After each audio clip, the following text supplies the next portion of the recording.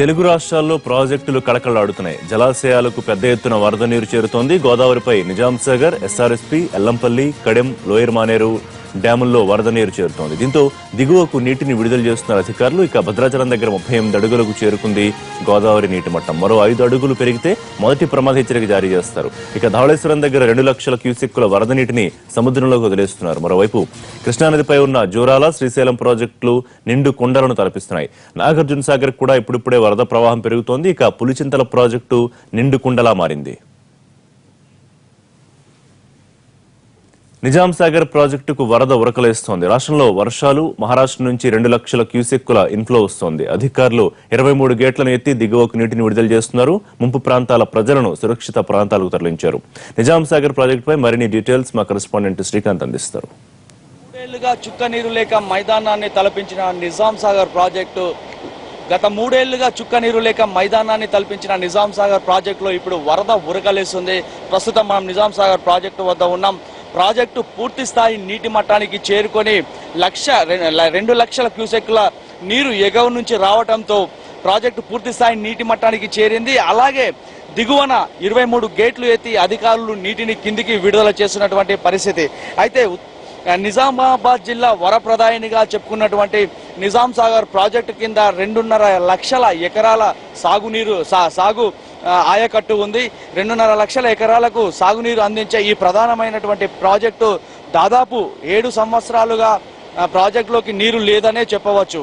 అయితే గత 2-3 సంవత్సరాల నుంచి పూర్తిగా డెడ్ స్టోరేజ్కు చేరుకుంది.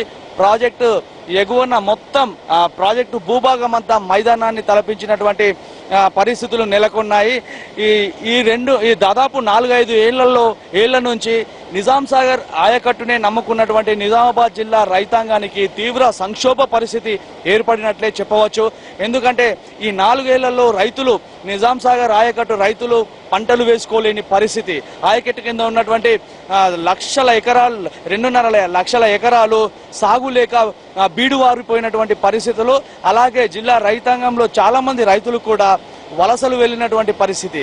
అయితే ఇటీవల కురిసినటువంటి భారీ వర్షాలు, ఇటు ఎగువన కర్ణాటకలో భారీ వర్షాలు కురవడం, సింగూరు ప్రాజెక్టు పూర్తి స్థాయి నీటి మట్టానికి చేరుకోవడం, ఈ తర్వాత ఈ నిజామాబాద్ జిల్లాలో కురిసినటువంటి భారీ వర్షాలు ఎగువ నుంచి లక్షల క్యూసెక్కుల నీరు రావడంతో కేవలం 2-3 రోజుల్లోనే ప్రాజెక్టు పూర్తి స్థాయి నీటి మట్టానికి చేరుకోవడంతో నిజామాబాద్ జిల్లా రైతాంగం సంతోషం వ్యక్తం చేసినటువంటి పరిస్థితులు మనం చూస్తున్నాం. ఎందుకంటే దాదాపు 7 సంవత్సరాలుగా ఇలాంటి ప్రవాహం నిజాం సాగర్ ప్రాజెక్టులో కొనసాగలేదు.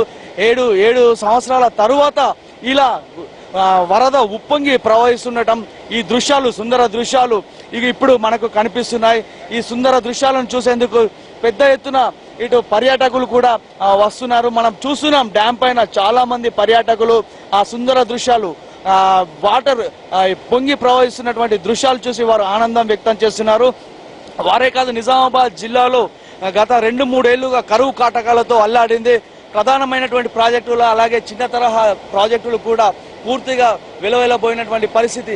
అయితే ఇటీవల కురిసినటువంటి భారీ వర్షాల కారణంగా నిజామాబాద్ జిల్లాలోని చిన్న తరహా అలాగే భారీ ప్రాజెక్టులు అన్ని నిండుకున్నాయి.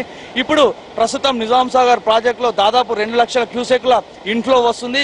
అయితే ఈ 23 గేట్లు ఎత్తి దిగువకు లక్ష క్యూసెక్ల నీటిని దిగువకు వదులుతున్నారు. అయితే ఈ వదిలినటువంటి వరద మొత్తం ఎస్ఆర్ఎస్పీ ప్రాజెక్టులోకి చేరుతుంది. ఎస్ఆర్ఎస్పీ ప్రాజెక్టులో కూడా భారీగా వరద నీరు రావడం, ఈ వరద కూడా అక్కడ కలవడంతో దిగువ ఎస్ఆర్ఎస్పీ నుంచి కూడా 3 లక్షల క్యూసెక్ల నీటిని కూడా దిగువకు వదులుతున్నారు. అయితే చాలా 2-3 ఏళ్ల తర్వాత నిజామాబాద్ జిల్లాకు జలకళ రావడం పైన ఇటు జిల్లా వాసులే కాదు, అటు ప్రభుత్వం ఇటు రైతాంగం పూర్తిగా ఆనందం వ్యక్తం చేస్తున్నటువంటి పరిస్థితి. అయితే ప్రాజెక్టును నిజాం సాగర్ ప్రాజెక్టులో ప్రస్తుత వరద పరిస్థితిని ఎప్పటికప్పుడు సమీక్షిస్తున్నటువంటి అధికారులు ఎగువ నుంచి వస్తున్నటువంటి వరదతో నీటిని కిందికి విడుదల చేస్తున్నారు. మొత్తానికైతే చాలా రోజుల తర్వాత నిజామాబాద్ జిల్లా వరప్రదాయిని నిజాం సాగర్ ప్రాజెక్టుకు జలకళ రావడం పైన ఇటు రైతన్నలు ఆనందం వ్యక్తం చేస్తున్నారు.